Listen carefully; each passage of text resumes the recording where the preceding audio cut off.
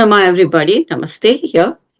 And I congratulate the Manushi Yoga School for organizing this event for 100-day countdown for the International Day of Yoga.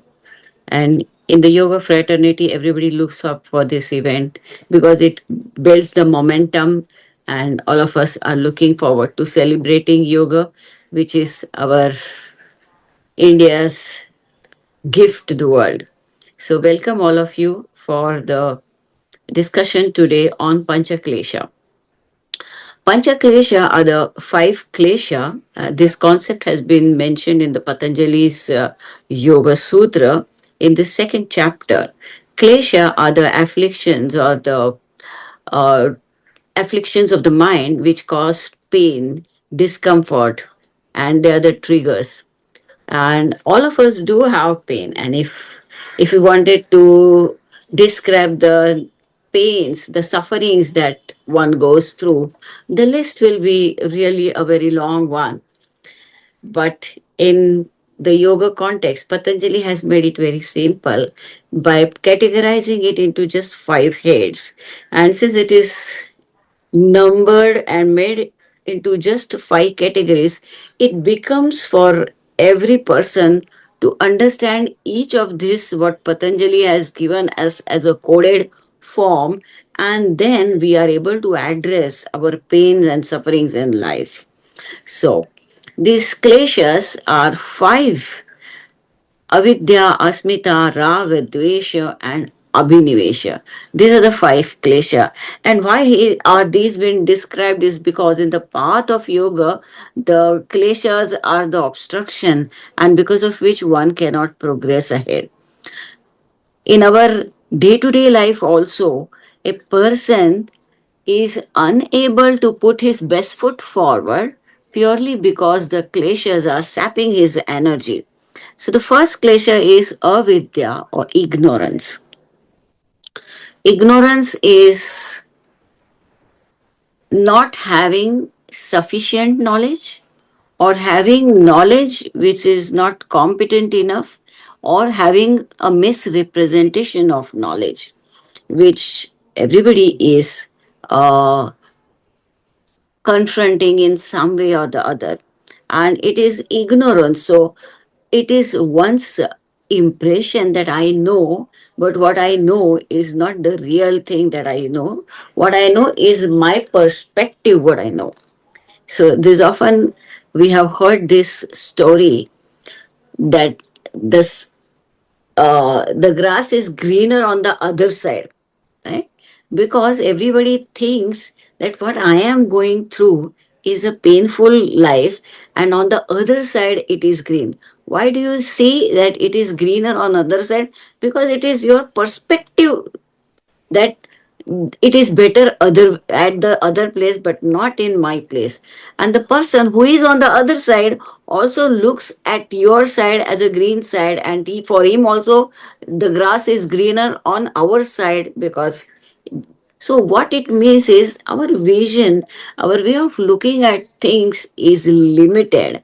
And because of having this kind of limitation in the way we look at things, that is why we start with a wrong footing. The foundation itself is wrong because knowing is our data collection, perception. When that itself is faulty, how the subsequent understanding can be right and accurate? And since that is the problem, our pain and anxiety disturbances continue in our life.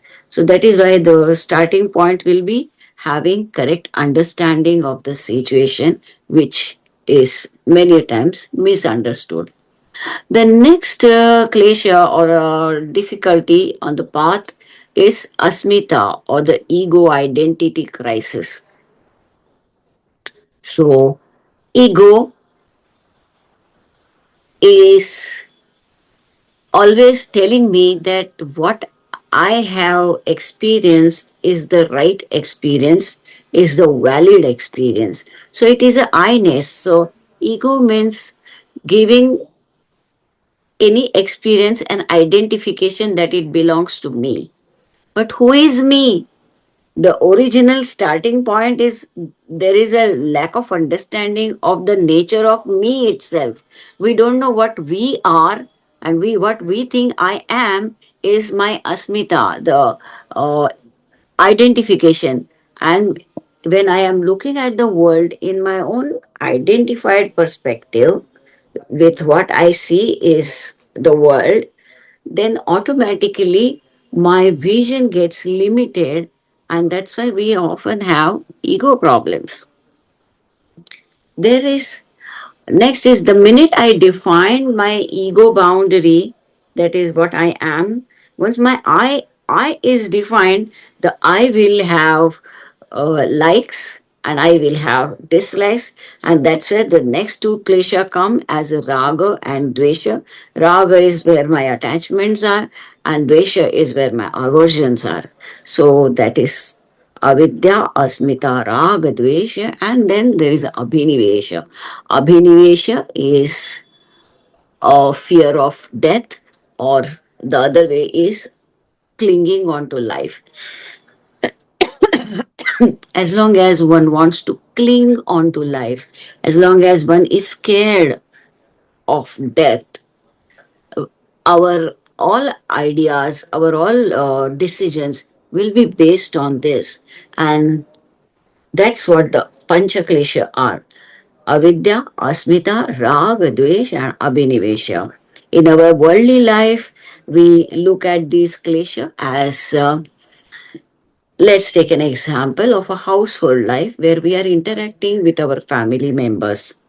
When I'm interacting with my family members, I have certain, supposing, let's take a family situation where everybody is having a breakfast. At the breakfast table, some idli dosa is being served. I look at the idli and I discover the idli has got some ingredients in it. Maybe mummy has put some vegetables in it and tried to make it a very healthy stuff. And it is not as white as my programmed idli that comes to me. And I immediately say, no, I don't want to eat this. So it is my misunderstanding about the idli, number one. Also, it is my way of looking at it is I like the idli the way it should be, blah blah blah blah, and it is not falling in that category. So I am not served correctly. So the I value is so high that somebody who has cooked for me, we tend to devalue that person in comparison to what I expect. So this is another way of looking at the same thing, how the kleshas are reflecting. Another way of looking at it is the idli has come, but with idli, the chutney that has come is something which I don't like. Then also there is a problem. Then there is something which I like, and something which I like is already the ingredient is already something that I like is there. What I do is I become possessive of this plate of idli, and I don't want to share it with the other. So likewise, the kleshas are functioning in my basic life, household things as well. So avidya, asmita, raga, dvesha, and abhinivesha is a very, very big klesha. So in abhinivesha, what is happening? There is a desire for continuity and fear of death. And this is present in everyone. So the minute I feel that something I wanted has not been received, I have not got what I wanted, I start feeling insecure. So there is these insecurities are there reflecting in our life. As long as the kleshas are working in my life, my mind will be entangled in Kilesha only, because the basic principle of our existence is I want to be either happy all the time, or I don't want to be suffering. So whether I want to choose happiness and continue with happiness, or whether I refuse pains and suffering, as long as I am stuck in this vicious circle of pain and pleasure and getting associated with it, and this association is coming from my ego idea, as long as this is happening, I cannot be uh, Niruddha or the evolved yogi. And that is why Klesha needs to be understood, because by understanding Klesha, we understand what is it that entangles our mind. Why are we understanding or learning Klesha is because every life situation, every decision I am making in life is purely based on whether it is satisfying my sense of identity, whether it is satisfying my likes and dislikes. As long as these three components are prominently working in my life functioning, I cannot be happy. I will remain entangled. And as long as I'm entangled, I will lack clarity, I will lack light. And that's where the real yoga life, where the person is to develop a samadhi state, and in that samadhi sthiti he comes to understand the life as a platform where we are here to born to evaporate our karmic deeds and pave our way for smooth functioning and progress spiritually, evolve spiritually. It is what is going to happen. And for that, the klesha becomes an obstacle, because the klesha are by design, they are such that the mind gets entangled, and because of that entanglement we call for karmic action, and every karmic action leaves its sanskara, leaves its impression, leaves the corresponding vasanas, and as a result the vicious circle is on ever and forever. Unless I realize that this is the game of my mind, I will not be able to drop my mind. And when I drop my mind, I will be able to see through, see clearly, and connect with my inner awareness or the buddhi consciousness. That is the purpose of yoga, because in yoga, if we have to liberate ourselves, where is this liberation coming from? The liberation is coming by getting rid of the entanglement, because the mind always comes in the learning process and distorts the learning. As a result, distorts understanding, distorts knowledge, and as a result one becomes covered by the ignorance.